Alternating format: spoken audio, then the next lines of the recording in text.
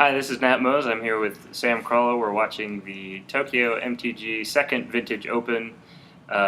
This is round one, game one.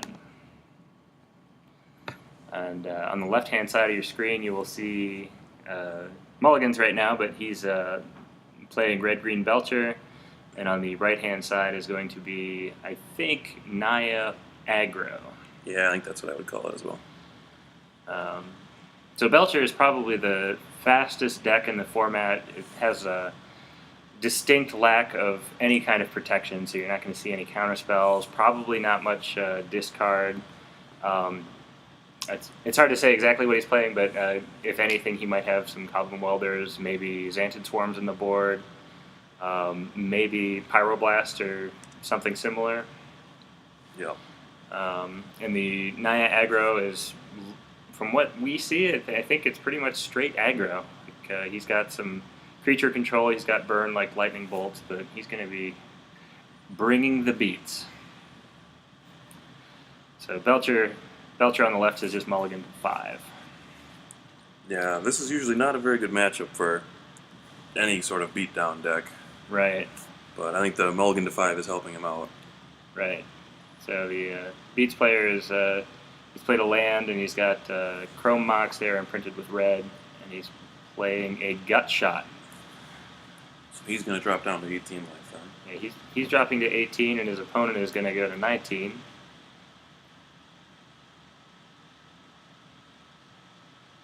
And he's playing the red-green 1/1 with Bloodthirst, which gets 2 +1/+1 counters when it comes into play as long as the opponent has taken damage this turn. So he's got a 3/3 Trampler right now, and he's passed the turn back to his opponent. And he's looking at his hand, and he's got Taiga. Looks like he's got a couple of Moxes. Yep, I think there's a Jutaxian Probe in there as well. Yeah. So we have 3/3 versus Taiga right now.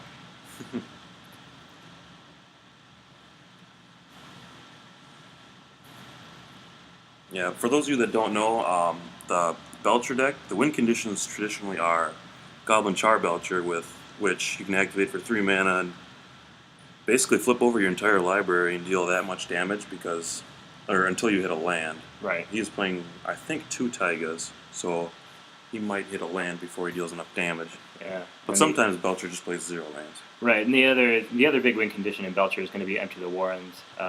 Obviously, you're going to try and storm up and make a decent number of Goblin tokens. The red-green Beats player has played the Soulbond creature. He's given both his creatures haste, and he's attacked for 5 here. That'll send his opponent to, I believe, 14? Yep, 14 for Belcher. So Belcher draws again. He's doing something this turn. Yeah, he's got that's Gitaxian Probe there. So he's going down to 12 life now. Right. His opponent has revealed Lightning Bolt. The only card in his opponent's hand, Lightning Bolt. Seems pretty good for Belcher. Yeah, the way is clear if he's got a good combo here. And it looks like he plans on it because he's bringing out a Storm counter. So I think we're probably going to see Empty the Warrens come out. It's a pretty neat Storm counter. Yeah. I like that. Looks nice. Well done. I need something like that. Yeah. So he's got, I think got the land grant there. I know it's hard to tell from the glare. But he's revealing his hand. So he's got Empty the Warrens, 2 Moxes, and 2 Spirit Guides. And he just went to get another Taiga. So we're going to look at probably Taiga, Mox, Empty the Warrens. Mm-hmm. So Storm count so far is 2 from Probe and Land Grant. Right. And I assume we're going to get up to 5 with the 2 Moxes and then Empty the Warrens. Mm-hmm. And that's what happens. Yep, there we go. Empty the Warrens gives you 2 Goblin tokens for each spell played before it and itself, so you have 10 Goblins now. Yeah. So we went from nothing but Taiga into 10 Goblins. Seems pretty good for one turn. This is his second turn, right? Yeah, this is turn 2. The Beats player was on the play. Yeah. So the turn 2 on a mull to 5 actually, which is that's pretty not good. too bad. And we'll see if the Beats player does anything with his lightning bolt. He does have a red mana untapped. He could take out one of the goblins here, or he might just send it at the face if his opponent. His opponent's at 12, right? So Yep. go to 9. Maybe he's just trying to race him. Yeah, it sort of depends on what the Beats player has. He can try and grind down those goblins, or if he draws more burn, just try and block and send burn to the face. Okay, yep. He's bolting his opponent. Yep. His opponent's going to go to 9. So we're looking at 9 to 18 right now. Yeah.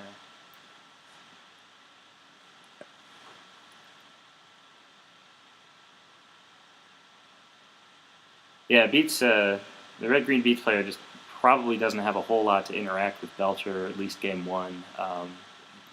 The things he would probably want to have to interact are going to be things like Null Rod or Pithing Needle, Mind Break Trap, even Mental Misstep would be pretty good. Mm-hmm.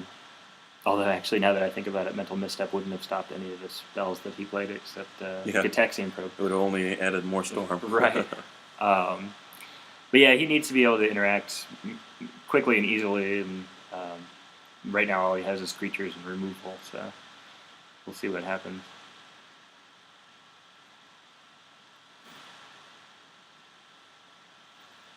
Do you know what those goblin tokens are from? Those goblin tokens are from Unglued, right? Oh yeah, that's what it is. Those are Unglued Unglued tokens in it. Yeah. Yeah, they had a bunch of tokens. They had goblins and sheep and skeletons, or zombies, rather.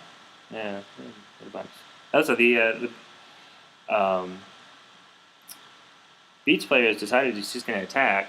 And I think Belcher looks like he's going to trade here. He doesn't want to get too far down on life in case the he's Beats, getting kind of low on lightning bolt. Or in something case the Beats player has any more burn, he doesn't want to put himself in range. So he's just going to block and kill everything.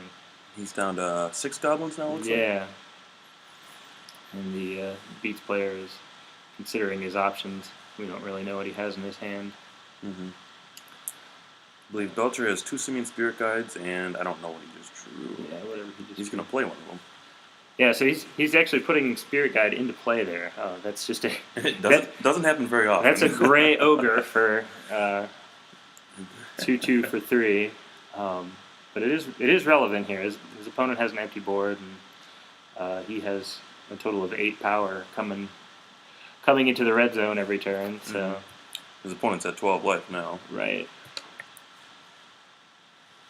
Time is running out. Yeah, something's going to have to happen here. I think his opponent is. He's going to take 8 and go to 4, and we'll see if he has any relevant answers, either here or before he draws, or after he draws, rather. Yeah, I'm not sure. Not sure what kind of outs the beat deck would have at this point. Oh,